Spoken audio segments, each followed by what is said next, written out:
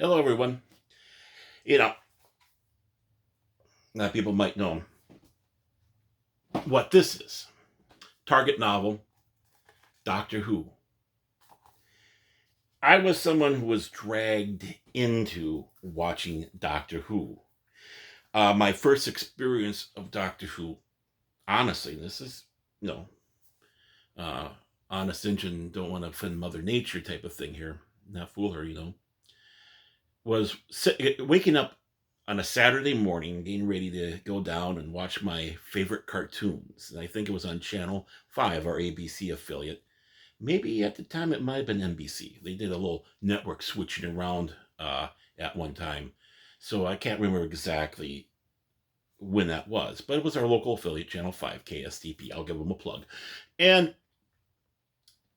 it was just finishing up that early morning where they just kind of dump stuff that they have, whether it is public access stuff, kind of stuff, public service announcement things, or they just happen to have some sort of syndicated show and they just don't know where to put it.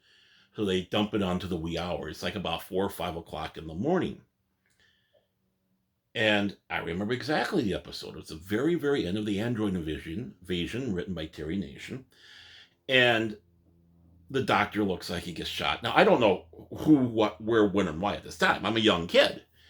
And, he falls to his apparent death, and his companion girl that's going along there, who was like kind of cute, Sarah Jane Smith, runs out there and then finds out that's an android. I'm sorry if I spoiled an episode for someone who hasn't seen the episode, or the story. Tough.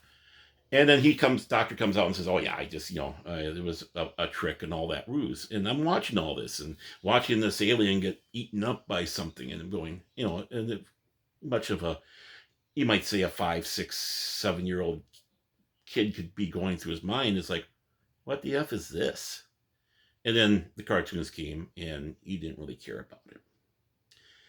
And never was interested in Doctor Who, even as this was going on. When I was going to middle school, two students, Mark Weber and Tom Martinson, kept on pounding on me. And this was around 1982 and was on our local PBS station at the time. And pounding on me and pounding on me, you got to watch this show. It's like, no, I'm not going to watch this show. It's garbage. It's crap. It's, it's hokey. It's, what I saw, a little, whatever is like, you got to be kidding me. I'd rather stick with my Star Trek and Star Wars. Thank you kindly. And kept on hunting. They even came in with a tape recorder and played the Doctor Who theme, going, "Listen to this, man. Any show that's got this theme's got to be cool."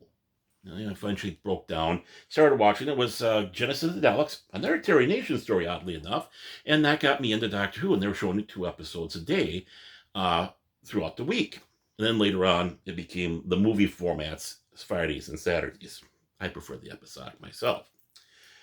Well, I was enthralled. I became hungry for Doctor Who. Got the 20th anniversary magazine, the one that does not have the Starlog on it, the Doctor Who Technical Manual. And of course, then you start discovering these little gems.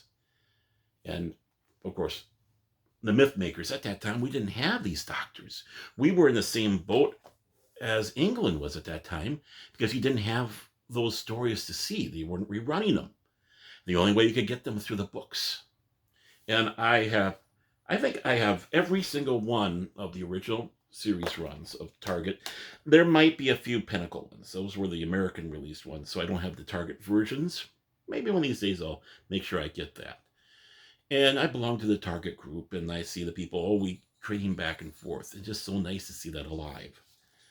I like to see more of this out there, where they turn the episodes into books. I'm not just talking about Doctor Who, but they did some of it sometimes with Star Trek. They did it with the Log series, did the animated series, and then also some of the episodes of Star Trek in little short stories. Of course, Battlestar Galactica did a couple of them themselves, went along there.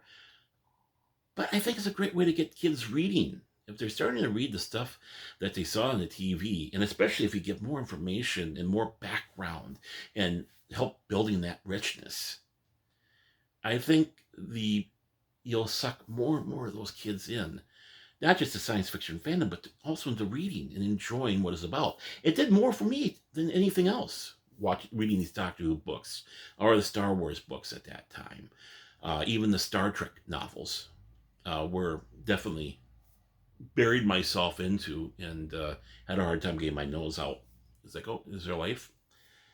I'd rather see that than the people on the phone. You know, let's see some more of this. Let's fire up those imaginations. Let's get people thinking out there. Let people have that, start working and imagine what these stories are about and expanding beyond and enjoying new worlds. In the Baron Tagge Library of the mighty Baron Tagge Manor, this is Baron Tagge. Tag's going on, isn't there? Well, Tagge, you're it.